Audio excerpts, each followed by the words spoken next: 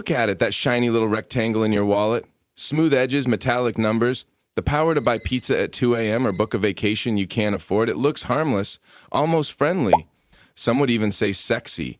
But here's the big question. Is this card your best financial ally, or is it the slickest trap ever invented by banks in suits who laugh while sipping overpriced lattes?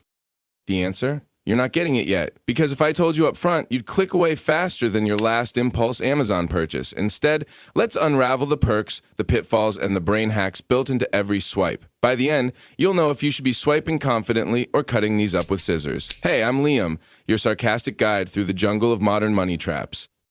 Today, we're tackling credit cards, the most loved, hated, misunderstood invention in personal finance. And before you ask, no, this isn't going to be a boring lecture about APR charts or the history of plastic. This is the real story, the one banks don't want you to hear. But remember, I'm not giving you the verdict until the end. You'll have to survive the perks, the fine print, and the mind games first. But trust me, it'll be worth the ride. Segment 1, the sweet bait, perks and rewards. For credit cards, don't start by showing you the trap. They lure you in with bait so shiny, so irresistible, you feel like you've hacked adulthood. Cashback. Spend $1,000, get $20 back. Congratulations, you're rich. Airline miles. Buy groceries, earn flights. After spending enough to buy the actual plane, rewards points. Redeem for gift cards, hotels, or a blender you didn't need but feels free. Exclusive perks, priority boarding, VIP lounges, 5% off coffee on alternate Tuesdays. There's brilliant psychology. They sell you the illusion of free money. And who doesn't love free? You were going to overspend on Amazon anyway, might as well earn some miles, right? But here's the catch. The perks only matter if you're perfect. If you pay in full every single month, never miss a due date, and treat rewards as bonuses, not excuses to buy junk, you win.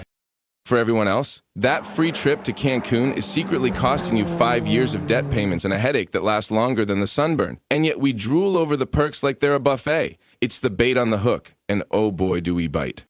Segment 2, the hidden trapdoor, fine print hell. Now, let's step into the underworld of credit cards. The fine print, the stuff you definitely didn't read before signing up because the font was smaller than ant handwriting. Interest rates. Average is about 20%. That's like borrowing $100 and owing $120 by the time you blink. Banks call it APR. I call it, are you permanently regretful?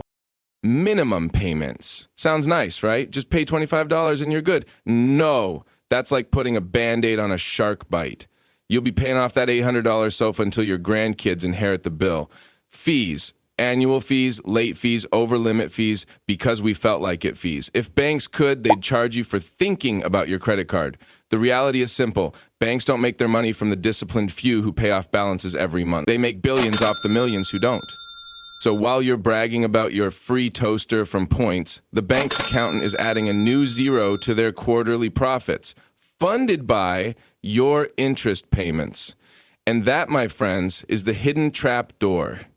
It's not about perks. It's about keeping you inside the hamster wheel, forever running, but never outpacing the debt. Segment 3, the psychology scam. But here's where it gets sinister. The trap isn't just in the numbers, it's in your brain. Credit cards are less about math and more about manipulation. Think about it. Spending with cash hurts. Handing over a $100 bill feels like a piece of your soul is leaving your body. But swiping a card? Effortless. Almost fun. You don't feel the loss, so you spend more. Studies show people spend up to 100% more when using credit cards instead of cash. That's not an accident, it's design. Then there's the dopamine hit. Every swipe equals a tiny rush. Ooh, points. Ooh, cash back. Your brain gets trained to associate spending with reward, not loss. It's the same trick casinos use. Lights, sounds, dopamine spikes. Only here the slot machine is in your wallet. And let's not forget the illusion of control. That little piece of plastic whispers, don't worry, you'll pay it off later. Later becomes next month. Next month becomes next year. Next year becomes bankruptcy court. It's financial gaslighting. Your card makes you believe you're winning while you're quietly drowning. So far, we've seen the sweet bait, the fine print trapdoor, and the sneaky brain hacks that make you swipe without thinking. But here's the twist. Credit cards can actually work in your favor if you know the secret. In the next segment, we'll talk about how credit cards turn from financial landmines into financial weapons. Spoiler, It's not easy, and most people fail. Segment 4, the secret weapon if you're disciplined. Now here's the plot twist. Credit cards aren't all bad. They can actually be an insanely powerful tool, but only if you treat them like nitroglycerin. Handle carefully or boom. Benefit 1, building credit history. Use your card responsibly, meaning pay it off in full every month, and suddenly you're Mr. or Ms. Reliable. That translates into better interest rates when you borrow for bigger stuff, like cars or houses. Benefit 2, purchase protection. Drop your phone in a puddle 2 days after buying it. With the right card, you might get a replacement. Fraudulent charges, handled. Some cards even extend warranties, because who doesn't want that toaster guaranteed until the apocalypse? Benefit 3, free perks done right. If you're disciplined, those cashback rewards and airline miles really are free. Imagine a free flight to Paris just because you bought groceries and gas like you normally would. But here's the fine print on this fine print. This only works if you're one of the rare few who never carry a balance. One missed payment and that free trip suddenly costs you 5 times as much. So yes, credit cards can be your financial weapon, but only if you wield them like a samurai sword. Otherwise, you're just a toddler swinging sharp objects in the living room. Segment 5, why banks want you hooked. Well, let's not forget who invented this game, banks. And trust me, they didn't do it out of love. Banks want you addicted. That's why you get endless offers in the mail. You're pre-approved, sometimes before you've even graduated high school. Why? Because they know once you're hooked, you're theirs. Their entire business model is built on the average person making mistakes, not paying in full, forgetting a deadline, overspending, living off minimum payments. That's when the fees roll in, the interest racks up, the debt snowballs, and banks make billions, yes, billions, every year off people who fell for the shiny perks. The cash back, the miles, the free lounge passes, that's not generosity. That's bait. They throw a few crumbs to keep you swiping while they take the whole cake. Credit card companies are basically that toxic ex who keeps saying, just one more swipe, babe, you'll feel so good. And sure, you do for 5 minutes. Then the bill comes and suddenly you're crying into a cup of instant noodles. Segment 6, the verdict, tool or trap. All right, you've been patient. Here's the truth bomb. Credit cards are neither purely good nor purely evil. They're neutral, like fire. With fire, you can cook dinner, or you can burn your house down. Same flame, different outcome. With credit cards, it's the same deal.